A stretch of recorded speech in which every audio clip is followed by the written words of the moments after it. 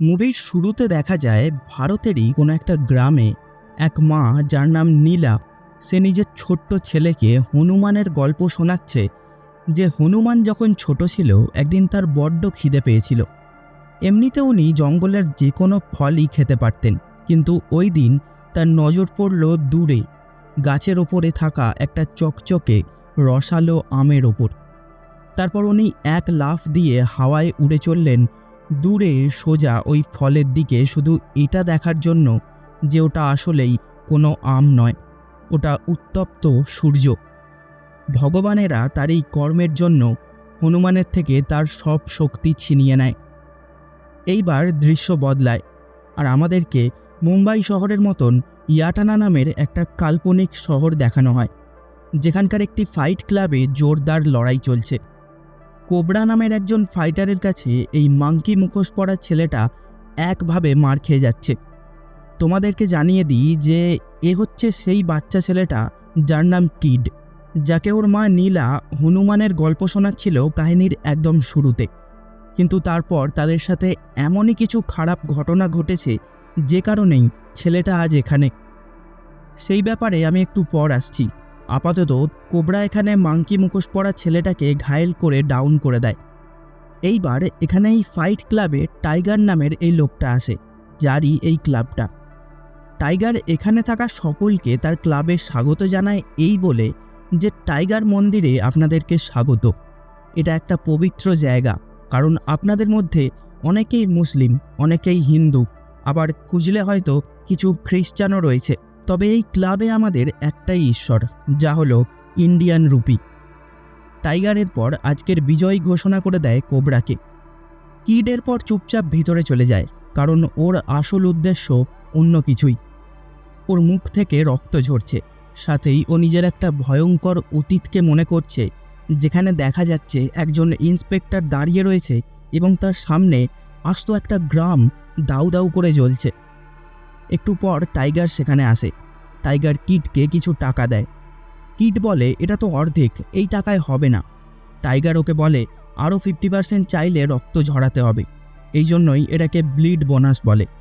নামটা কিন্তু তুই বেঁচেছিস, ওই ছোট্ট বানরগুলোর মতোই তুই, যারা হাটে বাজারে ছোট গোলাপি শার্ট পরে নাচে। পরের দৃশ্যে টিভিতে বিজ্ঞাপন দেখানো হচ্ছে শক্তি নামের এক ফ্রড বাবাকে, যে নাকি দারিদ্রতায় জন্মেও সেটাতে আটকে থাকেননি, যাকে নাকি ভগবানের মন্দিরের থেকে অভিজাতদের মন্দিরে বেশি দেখা যায়। সে এখন শহরের পয়সাওয়ালা মানুষদের সাথে ওঠা বসা শুরু করেছে, কারণ সে সাধারণ মানুষের হয়ে কাজ করতে রাজনীতিতে আসছে সার্বভৌম নামের এক নতুন রাজনৈতিক দল নিয়ে। কির একটা ঠেকে বসে এই খবরটা দেখছিল। এই সময় একটা বাচ্চা ছেলে ওর কাছে আসে। ছেলেটা কিডের থেকে কিছু টাকা নেয় আর ওকে নিজের ফোনে এক মহিলার ফটো দেখিয়ে বলে এই হচ্ছে কুইনি, যাকে তুমি খুঁজছো। সাথেই ছেলেটা কিডকে জানায় যে শহরের মাঝ বরাবর এনার কিংস নামের একটা ক্লাব রেস্টুরেন্ট রয়েছে। যে ইন্সপেক্টরকে তুমি চাইছো হতে পারে তুমি তাকে এখানেই পেয়ে যাবে। এইবার আমরা কুইনি ওরফে কুইনি কাপুরকে দেখি, যে একটা ক্যাফেতে কফি খেতে গেছে। এই সময় এখানে একজন ভিখারি একটা হুইল চেয়ারে করে কিছু দেবদেবীর মূর্তি বিক্রি করতে আসে। লোকটা কুইনিকে তার থেকে একটা মূর্তি কিনতে বলে। কুইনি না করে দেয়। তা সত্ত্বেও লোকটা তার কাছে ঘ্যান ঘ্যান করতে থাকে। আর এই সময় কুইনির খাবার টেবিলটাই উল্টে যায় এবং ওর হাত থেকে ওর পার্সটা পড়ে যায়। কুইনি মারাত্মক চটে যায়। লোকটা কোনো রকমে কুইনির পার্সটা নিয়ে ওখান থেকে বেরিয়ে যায়, আর কিছুটা গিয়েই লোকটা নিজের হুইল চেয়ার থেকে উঠে দৌড় দেয়। কিডই লোকটাকে পাঠিয়েছিল। কিড ওর থেকে সেই পার্সটা নিয়ে পরদিনই কুইনির সেই ক্লাবে পৌঁছে যায়। পার্সটা দেখে কুইনি বলে এতে যা টাকা আছে তুই রেখে দে। কিড বলে না, আমার একটা কাজ দরকার।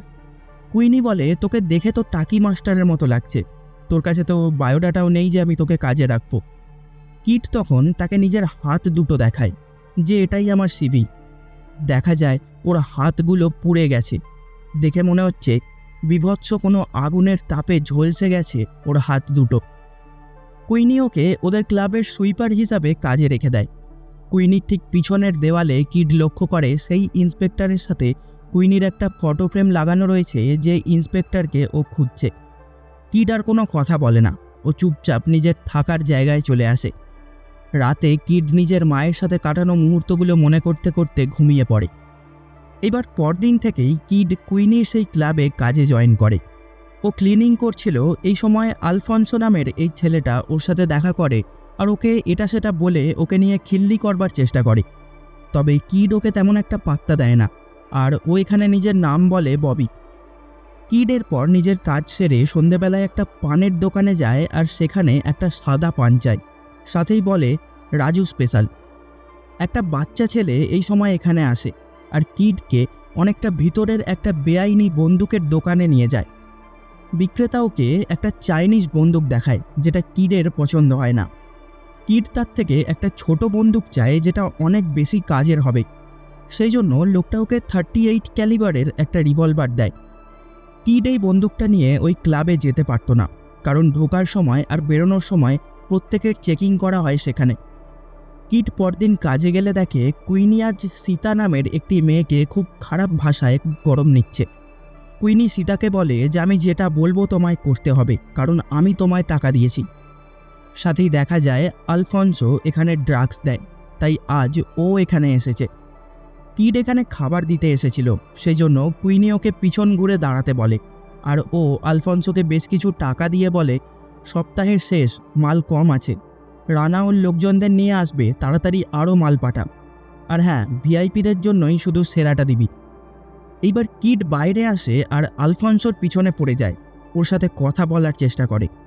আলফনসো ওকে বলে ওই দিন তো কথা বলতে চাইছিলিস না, আজ কি হলো? কিড বলে ভিআইপিদের জন্য কাজ করতে চাই ওখানে, আমায় সাহায্য কর। আলফনসো বলে আমি টাকা কামাতে চাই, যে জন্য আমি সব করতে পারি। তখনও আলফনসোকে বলে যদি টাকা কামাতে চাস তাহলে আজকে সন্ধেবেলায় টাইগার ফাইট ক্লাবে চলে আসিস, ওখানে খানের ওপর টাকা লাগিয়ে দিবি। আলফনসো কিছুটা অবাক হয়। কিড বলে আমি লড়বো ওখানে। সন্ধেবেলায় আলফনসো ওই ফাইট ক্লাবে চলে আসে, যেখানে কিড আজও সেই মাঙ্কি ম্যানের মুখোশ পরে একভাবে মার খেয়ে যায়। ক্লাব ভর্তি লোক এনজয় করছিল। কিড প্রচুর মার খায়, সাথেই আলফনসোর অনেক টাকা ইনকামও হয়ে যায়। আলফনসো কুইনির সাথে কথা বলে কিডকে ওখানকার ওয়েটারের কাজ করিয়ে দেয়। পরদিন কিড আর আলফনসো ক্লাবের ওপর মহলে যায়, যেখানেই ভিআইপি লোকজনেরা এসে থাকে। কিড চারিদিকটা ভালো করে দেখে। আলফনসো ওকে বলে এখানে শহরের নেতা মন্ত্রী থেকে শুরু করে সব ওপর মহলের লোকেরা এনজয় করতে আসে, তাদের এক একজনের এক এক ধরনের চাহিদা থাকে। আমাদের কাছে পুরো বিশ্বেরই মেয়েরা রয়েছে, যেমন রাশিয়া, দুবাই, সিঙ্গাপুর, যাদের যেমন দরকার হয় আমরা দিয়ে থাকি। সামনেই একটা লিফট ছিল, একজন একটি সুন্দরী মেয়েকে নিয়ে ওপরে উঠে যায়। আলফনসো কিডকে বলে এই রাস্তাটা ওপরের একটা স্পেশাল রুমে নিয়ে যায়, যেখানে শুধু কিছু বাছাই করা মানুষই যেতে পারে। কিড বুঝে যায় যে ওর শিকার এখন তার মানে সেখানেই আছে। এই দিন কাজের শেষে আলফনসো কিডকে নিয়ে নিচের পার্কিং লটে আসে, যেখানে 101 লাক্সারি গাড়ি পার্ক করা ছিল। আলফনসো কিডকে একটা সুপার কাস্টমাইজ করা একটা অটো দেখায় আর বলে এইটা করেই আমি এখানে আসা যাওয়া করি, অর্থাৎ এটা ওরই গাড়ি ছিল। তারপর আর কি, দুজন সেই অটোটায় চেপে চরম গতিতে বেরিয়ে পড়ে রাতের শহরে ঘুরতে, যেখানে রাস্তায় কিডের নজর পড়ে রাস্তার ধারে থাকা মানুষদের ওপর, যারা অনেক কষ্টে দিন কাটায়। এরপর একদিন কিড ওদের ক্লাবের সেই 3 তলায় যায় এক পার্টিকে ড্রিঙ্ক দেওয়ার জন্য। ওখানে গেলে কিড সীতাকে একজনের সাথে অন্তরঙ্গ অবস্থায় দেখতে পায়। লোকটা সীতার শরীরে খুব বাজেভাবে স্পর্শ করছিল, যেটা কিডের খুব খারাপ লাগে। কিড ওখান থেকে ছুটে বেরিয়ে আসে। ওর মনে পড়ে কিভাবে ওর মায়ের কাছ থেকে, ওর গ্রাম থেকে আলাদা হয়ে গেছে। দৃশ্য ফ্ল্যাশব্যাক করে সেই ভয়ঙ্কর অতীতে, যখনই সব কিছুর শুরু হয়েছিল। শক্তি ওই সময় রানা সিং নামের সেই করাপ্ট ইন্সপেক্টরকে পাঠিয়েছিল নীলাদের সেই গ্রামটায়। গ্রামবাসীদেরকে পুলিশ জানায় যে তাদের এই জমিটা লাগবে মন্দির বানানোর জন্য, সেই জন্য কিছুদিনের মধ্যেই জমিটা ছাড়তে হবে, ওদের কাছে নাকি কাগজও আছে। তখন নীলা সবার সামনেই ইন্সপেক্টরকে বলে তোদের কাগজ তোরা তোদের পিছনে গুজে নে, এটা আমাদের পূর্বপুরুষদের জমি আর আমরা এখানেই থাকব। বর্তমানে কিড এখন ক্লাবের পিছন দিকে বাইরে চলে এসেছে। এই সময় এখানে একটা কুকুর আসে। কিড ওই কুকুরটাকে আদর করে, ওখানকার বিন থেকে কিছু খাবার বের করে খেতে দেয়। সীতা এই সময় বের হচ্ছিল। ও কিডকে বলে এরকম জিনিস সহ্য করতে না পারলে এটা তোমার কাজ করার মতো জায়গা নয়। কিড তখন সীতার কাঁধের নিচে একটা পাখির ট্যাটু দেখেছিল। সীতা যেই লোকটাকে সার্ভিস দিচ্ছিল লোকটা ওকে জিজ্ঞেস করলে সীতা লোকটাকে বলতে পারেনি যে ওটা কি পাখির ট্যাটু। সেই জন্য কিড এখন ওকে বলে যে আমি জঙ্গলে বড় হয়েছি, ওটা একটা কোয়েলের ট্যাটু।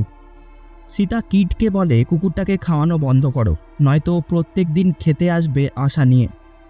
কিডের মধ্যে প্রতিশোধের আগুন দাউ দাউ করে জ্বলছে। ওখানে কিছু মুভির পোস্টার ছিল। কিড ওই পোস্টারগুলোর মধ্যে নিশানা করে করে বন্দুক চালানো শুরু করে। ও আপাতত এখানেই বন্দুকটা লুকিয়ে রাখত।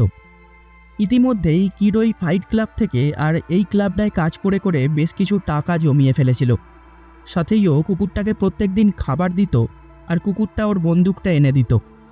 অন্যদিকে শক্তি এইভাবে জোর জবরদস্তি ভোটে দাঁড়ানোর জন্য শহরে দাঙ্গা শুরু হয়ে গেছিল। পুলিশই সাধারণ মানুষের ওপর টর্চার করে, আবার মিডিয়ার সামনে তারা নাটক করে যে তারা দোষীদের সামনে এনে উচিত শিক্ষা দেবে। এদিকে কিডও এই কদিনে বন্দুক চালানো পুরোপুরি শিখে যায়। ও এদিন আলফন্সোর সঙ্গে দেখা করে। আলফন্সো ওকে আজ আরও একটা স্পেশাল রুমে নিয়ে যায়, যেখানেই এই ক্লাবে যেসব মেয়েরা পাবলিকলি সার্ভিস দেয়, যেমন সবার মাঝে ডান্স করা, লোকেদের সিডিউস করা এবং যারা সহবাস করে তারা থাকে। কিড ওখানে সীতাকেও দেখতে পায়, যে ওরই শিকার অর্থাৎ সেই ইন্সপেক্টর রানা সিংকেই সার্ভিস দিচ্ছিল এই সময়। ও রানার কানে থাকা একটা ঘায়ের চিহ্ন দেখেই ওকে চিনতে পেরে যায়।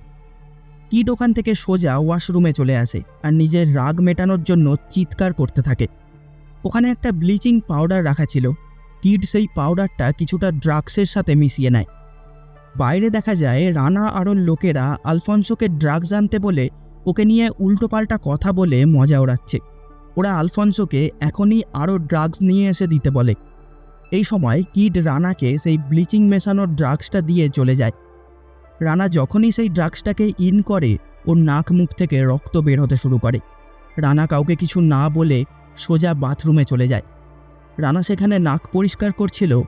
এই সময় চুপচাপ কিড বাথরুমে ঢুকে পড়ে আর ও এইবার রানাকে গান পয়েন্টে ধরে বলে, আমার মায়ের আশীর্বাদ এটা।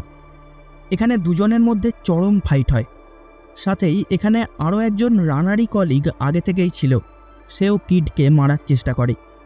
কিড এখানে সেই লোকটাকে প্রথমেই শ্যুট করে, যার আওয়াজে ক্লাবের মধ্যে হইচই লেগে যায় আর সবাই ভয়ের চোটে বাইরে পালাতে শুরু করে। এখানে বাথরুমে একটা বিশাল বড় অ্যাকোরিয়াম ছিল। কিড এইবার রানাকে একটা চাকু দিয়ে আঘাত করে ওই অ্যাকোরিয়ামটাকে ভেঙে দিয়ে পিছনের এমার্জেন্সি দরজা দিয়ে পালানোর চেষ্টা করে। কিড ভেবেছিল ও পিছনের জানলাটা ভেঙে নিচে নেমে যাবে, কিন্তু ওগুলো বুলেট প্রুফ জানলা হওয়ায় কিড সেখানে ব্যর্থ হয়। কিড পিছনের দরজা দিয়ে নিচের পার্কিং লটে চলে আসে। পুলিশ ওখানে থাকা গার্ডকে বারবার ইনফর্ম করার চেষ্টা করে, তবে সেই ছেলেটি নিজের জায়গায় ঘুমিয়ে পড়েছিল। সেইটারই সুযোগ নিয়ে কিড এখানে আলফন্সোর সেই অটোটা নিয়ে পুলিশের সামনে থেকে পালাতে শুরু করে। ক্লাবে আসা লোকেরাও এতক্ষণে নিচে চলে এসেছিল। আলফন্সো চিৎকার করে কিডকে দাঁড়াতে বলে। কিড ওর জন্য দাঁড়ায়, যার পর ওরা দুজন সেই অটো নিয়ে এখান থেকে পালায়। পুলিশও ওদের পিছনে পড়ে যায়। অনেকটা রাস্তা এগিয়ে আসার পর এক জায়গায় একটা বাচ্চা মেয়ে ওদের অটোটার সামনে চলে আসে, যেই কারণে কিড প্রচণ্ড জোরে ব্রেক মেরে থেমে যায়। মেয়েটা তো বেঁচে যায়, কিন্তু পিছন থেকে একটা পুলিশ ভ্যান এসে ওদের অটোটাকে সপাটে ধাক্কা মারে। আলফন্সোর তেমন চোট লাগেনি, সেজন্য ও সেখান থেকে পালায়। তবে কিডের অবস্থা খারাপ হয়ে গেছিল। পুলিশ ওকে মেরে নিজেদের ভ্যানে উঠিয়ে নেয়। কিছুক্ষণ পর কিডের হোশ ফেরে। ও চুপচাপ এখান থেকে বেরোনোর একটা প্ল্যান সাজিয়ে নেয়, যার পর ও সেই গাড়িতে থাকা কনস্টেবলগুলো যারা ওকে নিয়ে যাচ্ছিল তাদেরকে মেরে তাদেরই বন্দুক দিয়ে গাড়ির লকটাকে ভেঙে গাড়ি থেকে বাইরে চলে আসে। ও সোজা একটা ব্রোথেলে ঢুকে পড়ে, যেখানে সমস্ত মেশিন চালু ছিল। পুলিশও ইতিমধ্যেই এখানে চলে আসে। কিছুটা ভিতরে যেতেই কিডের সামনে এই ব্রোথেলের মালিকটা চলে আসে। লোকটা বলে, লাগাতে চাস তুই আমার জায়গায় পুলিশ নিয়ে এসেছিস, সাহস কি করে হলো তোর? এই বলেই লোকটা কিডের ওপর অ্যাটাক করে দেয়। দুজনের মধ্যে মারপিট লেগে যায়, আর একদিক থেকে সমস্ত মেশিন বন্ধ করে দিয়ে লেবাররা যে যার মতন পালাতে শুরু করে। কিড এই সময় একটা বাচ্চা মেয়েকে দেখতে পায়, যাকে এরা ভবিষ্যতের জন্য এনে রেখেছিল। ও মেয়েটাকে এখান থেকে বেরিয়ে যেতে বলে। কিড অনেকটাই দুর্বল হয়ে গেছিল। পুলিশ ওর কাছাকাছি চলেও এসেছিল, সেজন্য ও ওখানকার একটা জানলা দিয়ে বাইরে বেরিয়ে যায়। ও টিনের চালের ওপর দিয়ে ছুটতে থাকে, তবে পুলিশ যেহেতু এখন ফায়ার করতে শুরু করে দিয়েছিল, তাই একটা গুলি ওর কোমরে হিট করে। আর ও সামনের একটা নোংরা জলাশয়ের মধ্যে ছিটকে পড়ে যায়। কিড জ্ঞান হারাতে শুরু করেছিল। এই সময় ও নিজের মাকে মনে করছিল, আর দৃশ্য এই নোংরা জলাশয়টার বাইরে গ্রামের একটা পাহাড়ি স্বচ্ছ নদীর পাড়ে ফ্ল্যাশব্যাক করে। নীলা তখন সেই দিন ছোট্ট কিডকে নিজের ধর্মের প্রতি শ্রদ্ধা করতে শেখাচ্ছিল। বাড়ি ফেরার সময় ওরা এক ধরনের পাতা সংগ্রহ করে নেয়। নীলা কিডকে বলে, আমি এগুলো দিয়ে তোকে চাটনি বানিয়ে দেবো। রাস্তায় কিড কিছু গাছের শিকড় দেখে ওর মাকে জিজ্ঞেস করে, মা, এগুলো কোথায় যায়? নীলা ওকে বলে, মাটির নিচে। সাথেই নীলা ওকে বোঝায় যে আমাদের হাতেও শিকড় থাকে, যেটা বলে দেয় আমাদের ভবিষ্যৎ কী হবে। বর্তমান সময়ে কিডের জ্ঞান ফিরলে ও নিজেকে একটা পুরনো মন্দিরে শুয়ে থাকতে দেখতে পায়, যেখানে ওর শরীর থেকে গুলিগুলো বের করে দেয়া হয়েছে আর ওকে ট্রিটমেন্ট করা হচ্ছে। কিড এখানে নিজের আশপাশে বেশ কিছু হিজড়াদের দেখতে পায়, যারাই ওকে সুস্থ করেছে। আরও দুদিন পর কিড যখন অনেকটা সুস্থ হয়ে যায়, ওর ঠিক সামনেই ও একটা অর্ধনারীশ্বরের মূর্তি দেখতে পায়। এই হিজড়াগুলোর মধ্যে যে প্রধান ছিল, যার নাম আলফা, সে কিডকে ওই মূর্তিটার ব্যাপারে বোঝায় যে এটা আমাদের দেবতা পার্বতী আর শিব, এক অর্ধভক্তি আর একটা ধ্বংস। পুরুষ বা নারী কোনোটাই নয়, অথচ দুটোই। কিড তখন বলে, আমায় এখান থেকে যেতে হবে। আলফা ওকে আটকায়। সে বলে, পুলিশ তোমায় পুরো শহরে খুঁজছে, তুমি এখানেই একমাত্র সুরক্ষিত, কারণ ওরা এখানে আসে না, ওরা আমাদেরকে নোংরা মনে করে। সাথেই আলফা ওকে এটাও বলে যে তুমি এখানে থেকেই নিজেকে তৈরি করো, প্রতিশোধ তোমায় নিতেই হবে। এইবার আমরা শক্তিকে দেখতে পাই, যে রাজনীতিতে আসায় অনেক বেশি ক্ষমতাশালী হয়ে গেছে। ইন্সপেক্টর রানা তার সাথে দেখা করে। রানা বলে, ছেলেটা কে হতে পারে? শক্তি বলে, ওকে নিয়ে চিন্তা করো না, শালা একটা চলতা ফিরতা লাশ, বরং তুমি ইলেকশনে ফোকাস করো। টিভির খবরে দেখানো শুরু করেছে যে কিড আর আলফানসো নাকি সন্ত্রাসবাদী, যারা স্টাফ সেজে সেজে ক্লাবে ক্লাবে কাজ করছে। ভোটের আর ৩৫ দিন বাকি, তার আগেই এদেরকে ধরতে হবে। এদিন সন্ধ্যাবেলায় হিজড়াদের এই মন্দির চত্বরে একটা অনুষ্ঠানের আয়োজন করা হয়েছিল, যেখানে একজন শিল্পী এসে তবলা বাজিয়ে সবাইকে আনন্দ দেয়। কিডও সেখানেই ছিল। ও শান্তিতে ঘুমোতে পারছিল না। আলফা একটু পর কিডের সাথে দেখা করে। ওকে মন্দিরের পিছনের একটা বহু পুরনো বটগাছের তলায় নিয়ে যায়। ও কিডকে জানায়, ওরা আমাদের এখানে নির্বাসিত করার আগে আমরাও যোদ্ধা ছিলাম। আমি শিখেছি, বিকশিত হতে চাইলে তোমায় আগে ধ্বংস হতে হবে। সাথেই আলফা কিডকে একটা শক্তিশালী বিষ দেয় আর বলে, শিবের ত্রিশূলের নামেই এটার নাম, এটা তোমায় কেটে উন্মুক্ত করবে। শুধু একজন দুর্বল মানুষই এটার ফায়দা নিতে পারবে, এবং একজন শক্তিশালী পারবে সহ্য করতে।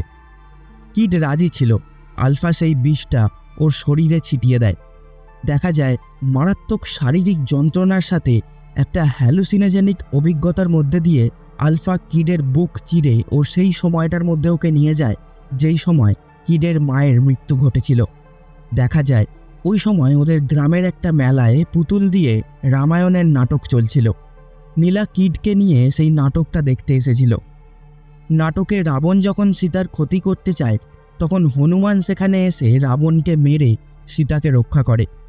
সেই মুহূর্তটাকে দেখিয়ে নীলা কিডকে বোঝায় যে হনুমান কতটা বীর ছিল, ওকে তারই মতো হতে হবে। এই সময় রানা নিজের কিছু পুলিশকে নিয়ে গ্রামে আসে, আর তখনই সবাইকে গ্রাম থেকে বেরিয়ে যেতে বলে গ্রামের সব কিছু তছনছ করতে শুরু করে। গ্রামের ঘরবাড়িগুলোয় আগুন ধরিয়ে দেয়। সবাই অনুষ্ঠান থেকে যে যার বাড়ির দিকে ছোটে। নীলাও কিডকে নিয়ে নিজেদের বাড়িতে চলে যায়, আর ও সেখানে কিডকে ওদের ঘরের ওপরের বাংকারে লুকিয়ে দিয়ে একটুও শব্দ করতে বারণ করে, কারণ সে জানতো এরপর কি হতে চলেছে। কিছুক্ষণের মধ্যেই রানা ওদের বাড়িতে ঢোকে। রানা প্রথমেই নীলার শরীরে খারাপভাবে স্পর্শ করতে থাকে। তখন নীলা একটা চাকু দিয়ে রানার কানে আঘাত করে দেয়। কিড ওপর থেকে সব কিছু দেখে যাচ্ছিল, সেজন্য ও ক্লাবে ওই দিন রানার কানটা একবার দেখতেই ওকে চিনতে পেরে যায়। যাই হোক, রানা প্রচণ্ড রেগে যায় ও নীলাকে মেঝেতে ফেলে ওর গলা চেপে ওকে জানে মেরে ফেলে, যার পর একজন কনস্টেবলকে বলে ওখানে পেট্রোল ছড়িয়ে আগুন ধরিয়ে দেয়। কিড একভাবে ওর মায়ের দিকে চেয়ে থাকে। ওরা ওর মাকে আগুনে পুড়িয়ে দিয়ে ছাই করে দিয়ে চলে যায়, যার পর কিড নিচে নামে। ও নীলাকে বাঁচানোর চেষ্টা করে, কিন্তু এই সময় ওর হাত পুড়ে যায়। যদিও এখন আর কিছু করার ছিল না, কিড সেখান থেকে পালাতে বাধ্য হয়। কাহিনী বর্তমান সময়ে ফেরে। কিড নিজের হাতের দিকে চেয়ে ওর মায়ের মৃত্যুর প্রতিশোধ নেওয়ার জন্য ছটফট করছে। আলফা ওকে বলে, সারাটা জীবন তুমি কষ্ট অনুভব করতে লড়েছ, তোমায় এইবার একটা উদ্দেশ্য নিয়ে লড়তে হবে। লড়ো, তুমি আমাদের সবার জন্য লড়ো। তুমি কে তা মনে করিয়ে দেওয়ার সময় হয়ে এসেছে। আমরা শক্তিকে দেখি যে এখন নির্বাচনের জন্য প্রস্তুতি নিচ্ছে। টিভির খবরে শক্তির একটা ইন্টারভিউ দেখাচ্ছে, যেখানে শক্তিকে ওই গ্রামের 200 একর জমিটার ব্যাপারে প্রশ্ন করা হয়। তো ও বলে জমিটা অনুর্বর ছিল আর খালি ছিল। কিছু পরিবার বাস করত যারা স্বেচ্ছায় দিয়ে দিয়েছিল, আর যারা নোংরা পরিবেশ নিয়ে প্রশ্ন তুলছে তারা আমারই ভক্ত। এদিকে কিড এখন একটা পাঞ্চিং ব্যাগ নিয়ে প্র্যাকটিস করছে। ও নিজের সমস্ত রাগ উবড়ে দিচ্ছে সেই ব্যাগটার ওপর। কিন্তু কোথাও গিয়ে একটা সময় ও নিজেকে একা মনে হয়। তখন সেই তবলা শিল্পীটা সেখানে আসে আর ওর জন্য তবলা বাজায়। কিড ওই আওয়াজের তালে তাল মিলিয়ে পাঞ্চ করতে থাকে, আর সবাই শুধু ওর দিকে দেখে যায়। পরদিন লাখ লাখ সাধারণ মানুষের সামনে শক্তি সভা করে। ইয়াটানার অর্ধেক হিন্দু জনগণ ওর জন্য পাগল হয়ে গেছিল। শক্তি সবার সামনে ভাষণ দেয় যে আমি কেউ নই, এই পথ আমি বেছে নিইনি, বরং আপনারাই বেছে নিয়েছেন আমায়। সংগ্রাম ছাড়া কখনো পরিবর্তন আসে না। এই বলে শক্তি ওখানে আদেশ যোশী নামের একজন নেতাকে সবার সামনে আনে, যে আবার মুসলিমদের দেখতে পারত না, তাদের নিয়ে আজে বাজে কথা বলতো, যে কারণে দেশের বিভিন্ন প্রান্তে ইতিমধ্যেই ঝামেলা শুরু হয়ে গেছিল। তাহলে কি হচ্ছে, হিন্দু আর মুসলিমরা নিজেদের মধ্যে ঝামেলা শুরু করবে, যেটারই ফায়দা লুটবে শক্তি। ও সেটাই করে। মুসলিমদের বিরুদ্ধে এক হয়ে লড়ার কথা বলে হিন্দুদেরকে নিজেদের দলে টেনে আনতে শুরু করে। কিড এখন অনেকটাই তৈরি হয়ে গেছিল, সাথেই ওখানকার হিজড়াগুলোও নিজেদের মতন করে তৈরি হচ্ছিল, যাতে তারাও প্রয়োজন হলে ওকে সাহায্য করতে পারে। এরই মাঝে একদিন রাজনীতির কিছু লোক এসে লক্ষ্মী নামের একজন হিজড়াকে মেরে দিয়ে চলে যায়, কারণ ও তাদেরকে এই মন্দির চত্বরে ভোটের পোস্টার লাগাতে বারণ করেছিল। ওরা বুঝে যায় আজ ওদের কাছে টাকা নেই বলে ওরা কোথাও সাহায্য চাইতে পারবে না। দৃশ্য বদলায়। আমরা আলফনসোকে দেখি, যে আজ অনেক দিন পর সেই টাইগার ফাইট ক্লাবে এসেছে। ভিতরে প্রথম রাউন্ডে টাইগার মাঙ্কি ম্যানের সাথে কোবরার লড়াই শুরু করায়। প্রত্যেকটা দর্শক এখানে কোবরাকে সমর্থন করছিল, কিন্তু কিড ওকে একবার মারতেই কোবরা শেষ নিঃশ্বাস ত্যাগ করে দেয়। সবাই আশ্চর্য হয়ে যায়, কি হচ্ছে এটা? টাইগার সবাইকে আশ্বাস দেয় যে হয়তো ভুলবশত এমন কিছু ঘটে গেছে। সেজন্য ও এইবার মাঙ্কি ম্যানের সাথে লড়ার জন্য দৈত্যর মতো একটা ছেলেকে রিংয়ে ডাকে। ছেলেটা প্রথমে কিডকে তুলে তুলে আছাড় মারছিল। সবাই তো খুব খুশি, কিন্তু হঠাৎই এখানে মিরাক্কেল ঘটে যায়। কিড ওই ছেলেটার মেন জায়গায় পাঞ্চ করে দেয়, আর ছেলেটা সেখানেই শুয়ে পড়ে। হাজার হাজার মানুষ যারা মাঙ্কি ম্যানকে মেরে ফেলার জন্য চিৎকার করে যাচ্ছিল, সবাই এক নিমেষের মধ্যে চুপ হয়ে যায়। কিন্তু এই সময় ওই মানুষগুলোর মধ্যে থেকে আলফানসো জোর গলায় চিৎকার করে বলে, জয় বজরংবলী। যে দৃশ্যটা কোথাও গিয়ে এই মুভির সেরা মোমেন্ট হয়ে থেকে যায়। পুরো অ্যারেনাটাই এরপর মাঙ্কি ম্যান করে চিৎকার করতে থাকে। কিড এখান থেকে জেতা টাকাগুলো ওই হিজড়াগুলোকে দিয়ে দেয়, যার পর ও একটা টবের মধ্যে নিজের সেই মাঙ্কি ম্যানের মুখোশটাকে ধুয়ে পরিষ্কার করে নেয়। অর্থাৎ ও এইবার প্রতিশোধ নেওয়ার জন্য তৈরি ছিল। একটা বিশাল সংখ্যার ব্যবধানে বাবা শক্তির সার্বভৌম দল ইলেকশনে জিতে যায়। ইয়াটানা শহরে শুধুই এখন তাদেরই জয় জয়কার। সন্ধেবেলায় শক্তি নিজের লোকেদের নিয়ে কুইনির ক্লাবে যায় জয়টাকে সেলিব্রেট করতে। কুইনি নিজের স্টাফেদের বলে দেয় যে আজ যেন খাবারে কোনো অভিযোগ না শুনি। ওপরে আদেশ যোশী, যাকেই আসলে শক্তি এখানে দাঁড় করিয়েছিল, ও তাদের এই ঐতিহাসিক জয়ের জন্য ওখানে থাকা সমস্ত পলিটিশিয়ানদেরকে, সাথেই রানা সিংকে অনেক কৃতজ্ঞতা জানায়। এদের মধ্যে সব কিছু ঠিকঠাকই চলছিল, কিন্তু নিচে ক্লাবের পিছনের দরজার বাইরে আমরা এই সময় মাঙ্কি ম্যানকে দাঁড়িয়ে থাকতে দেখতে পাই। প্রথমেই ও নিচে থাকা গার্ডগুলোকে মেরে ভিতরে চলে আসে। কিডের পর কিচেনে চলে যায়। ওখানে যারা ওকে আটকানোর চেষ্টা করে, কিড তাদেরকে উদুম ধোলাই করে। কিড এখান থেকে সোজা উঠে যায় ওপরের ভিআইপি রুমে, যেখানেই সবাই ছিল। ও একটা রকেট জ্বালিয়ে ভিতরে ছুড়ে দেয়। ওখানকার গার্ডগুলোকে কিড খুব মারে। যার পর কিছু লোক ওকেই চারিদিক থেকে ঘিরে নেয়। তখন এই সময় এখানে সেই হিজড়াগুলো চলে আসে। কিড আর হিজড়াগুলো ওখানে থাকা প্রত্যেকটা গার্ডকে নির্মমভাবে মারছিল। একটু পর কুইনি ওখানে আসে আর ও কিডকে গান পয়েন্টে ধরে। সীতা তখন পিছন থেকে ছুটে এসে কুইনির মাথায় সপাটে মারে আর মাথা ফেটে কুইনি তখনই মরে যায়। রানা, শক্তি আর বাকি পলিটিশিয়ানরা এই সবেরই মাঝে এখান থেকে কেউ ওপরে উঠে গেছিল, কেউ পালিয়েছিল, কারণ ওপরের দরজাটা কুইনির ফিঙ্গারপ্রিন্ট ছাড়া খুলতো না। সেজন্য কিড এখানে কুইনির একটা আঙুল কেটে নিয়ে ওপরে চলে যায়। ওপরে রানা ওকে পিছন থেকে অ্যাটাক করে। রানা কিডকে ওর মার সম্বন্ধে খারাপ খারাপ কথা বলতে লাগে। দুজনের মধ্যে হাতাহাতি লেগে যায়। কিড তখন রানাকে খুব বাজেভাবে মেরে ফেলে আর এখান থেকে ওপরের ভিভিআইপি রুমের দিকে এগোয়, যেখানেই শক্তি বসেছিল, আর ওই রুমে একটা হনুমানজির ফটো লাগানো ছিল। কিড শক্তির সামনে গিয়ে বলে, আজ দিওয়ালি, তুমি তো জানোই আজ আলোর জয় হবে।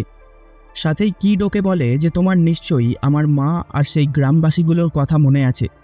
শক্তি বলে, না, কবে কি করেছি আমার তাতে কিছুই আসে যায় না। কিড বলে, দাঁড়াও, কিছুক্ষণের মধ্যেই তুমি বুঝে যাবে সব কিছু। এই সময় ওখানে শক্তিকে নিতে একটা হেলিকপ্টার আসে, আর তখনই শক্তি নিজের খড়ম জুতো থেকে একটা পিন খুলে নিয়ে কিডের পেটে ঢুকিয়ে দেয়। কিড তাকে আটকাতে গেলে ও কিডের হাতে সেটা দিয়ে আঘাত করে, কিন্তু কিড তখন শক্তিকে তুলে আছাড় দিয়ে দেয়, যার পর ওকে নৃশংসভাবে মেরে ফেলে। এখানে যেই হনুমানের ছবিটা ছিল তাতে হনুমানের জয়টাকেই রিফ্লেক্ট করা হয়েছিল। কিড আবারও নিজের মাকে মনে করতে লাগে। এইভাবেই একটা সময় কিডও ওখানে পড়ে যায়, আর এখানেই এই মুভিটা সমাপ্ত হয়। তো বন্ধুরা, কেমন লাগলো মুভির গল্প কমেন্ট করে জানিও। একটা করে লাইক আর শেয়ার করে দিও ভিডিওটায়। চ্যানেলটাকে সাবস্ক্রাইব করে দিও এরকমই দারুণ দারুণ মুভির গল্প বাংলায় দেখতে।